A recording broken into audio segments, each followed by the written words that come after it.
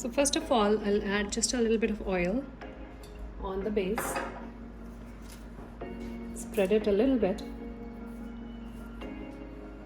Add the cheese singles.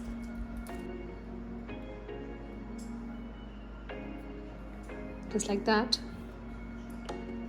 Now I will add the saag. Spread it evenly. As I'm doing this, I have also started my oven and it's preheating at 550. We have a nice layer of saag. Now we'll add peppers.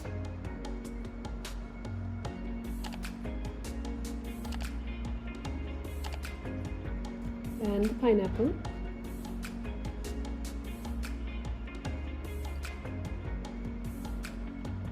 So pizza is ready to go in the oven. Oven is preheated at 550. As we put the pizza in the oven, we will reduce the temperature to 475 degrees Fahrenheit and bake it for 5 to 7 minutes or until done.